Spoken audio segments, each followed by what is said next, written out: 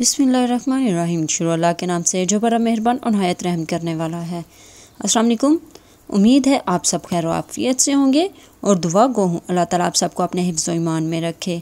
दारे Arkham online classes में आप सबको खुश आमदीद कहती हूँ। मैं हूँ आपकी उर्दू टीचर सब्ज़ज़र गर्ल्स कैंपस से।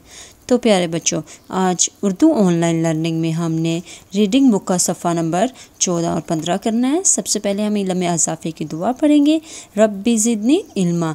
तो प्यारे बच्चों, लास्ट लेक्चर में हमने सूरज अल्लाह ताला की नेमत के इमलाक अल्फाज मुतरादिफ अल्फाज जुमले और इसके सवाल जवाब किए थे। उम्मीद है आप सबको समझ आई होगी, आपने इसकी रिटन प्रैक्टिस भी की होगी और पिक्स भी अपने टीचर के साथ शेयर की होंगी। आज के लेसन की तरफ चलते हैं। तो प्यारे बच्चों, सबसे पहले हम प्लानर पे डेट मार्क करेंगे जी। पीरियड नंबर 22 पर 30 और 4 आज की तारीख लिखेंगे जी। अब क्या करना है, हमने पढ़ाई सबक नंबर 4 रहमत आलम जी। रहमत आलम की हमने पढ़ाई करनी है। तो अब सब अपनी रीडिंग बुक्स ओपन करेंगे। तो प्यारे बच्चों, रीडिंग बुक्स ओपन कर लिया सभी ने जी। रीडिंग बुक के सफ़ा नंबर 14 खोलेंगे और उस पर तारीख और दिन लिखेंगे। तारीख लिखेंगे 30 अप्रैल 2021, सेंटर में लिखेंगे जमात का काम और दिन लिखेंगे जुम्मा जी। अब हमारा लेसन का सबक का क्या नाम है, रहमत आलम सल्लल्लाहु अलैहि वसल्लम जी। रहमत आलम का क्या मतलब है? आलम कहते हैं जहानों को, दोनों जहानों को। रहमत के लिए रहमत, तमाम जहानों के लिए रहमत। कौन है तमाम जहानों के लिए रहमत है? हज़रत मोहम्मद सल्लल्लाहु अलैहि वसल्लम, हमारे प्यारे नबी तमाम जहानों के लिए रहमत हैं जी। इस सबक में हम हज़रत मोहम्मद सल्लल्लाहु अलैहि वसल्लम के अखलाक़े कामला के बारे में पढ़ेंगे जी। आए अब हम रीडिंग करते हैं।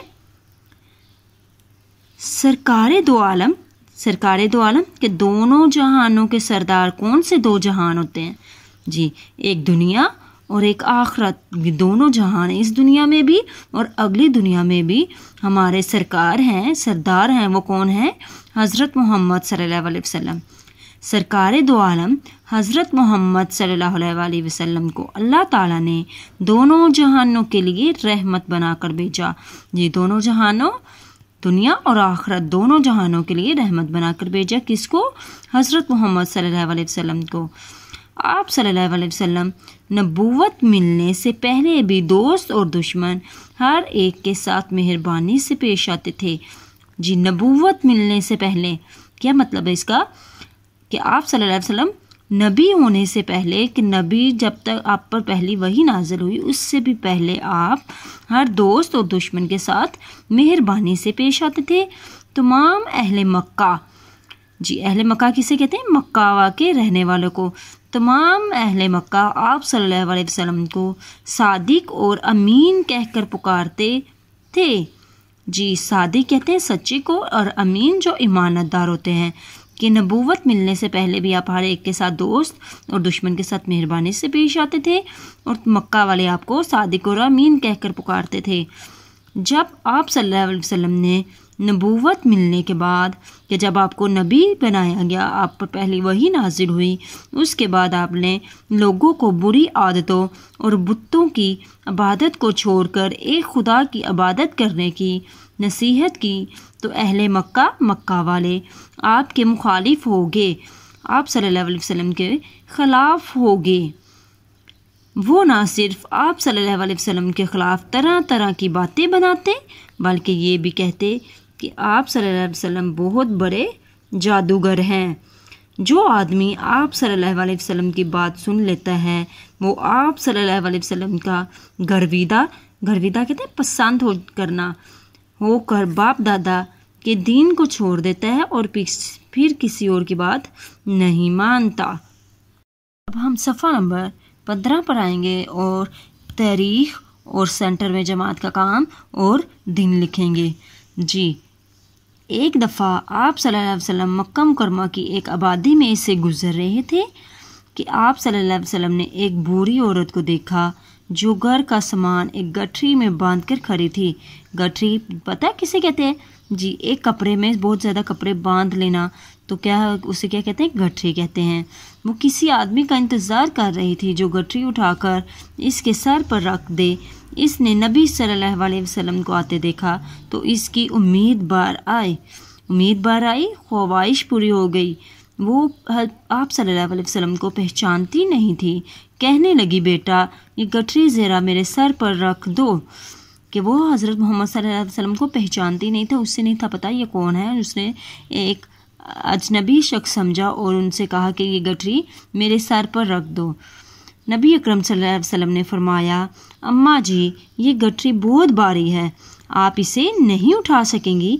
मुझे बताएं कि आपको कहाँ जाना है, मैं ये गठरी उठाकर आपको वहाँ छोड़ आता हूँ।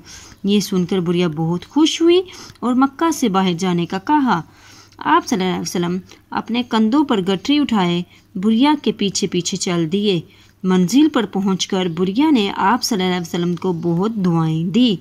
जी, मंजिल पर पहुंचकर कि जब वो मंजिल अपनी जहाँ उसने जाना था, मक्का से बाहर जाना था ना, तो जहाँ उसने जाना था वहाँ पहुँच कर बुढ़िया ने आप सल्लल्लाहु अलैहि वसल्लम को बहुत दुआएं दी और मोहम्मद सल्लल्लाहु अलैहि वसल्लम नामी जादूगर से बचने की नसीहत की, जो लोगों को बाप दादा के दीन से गुमराह कर रहा है, गलत रास्ते पर चला रहा है।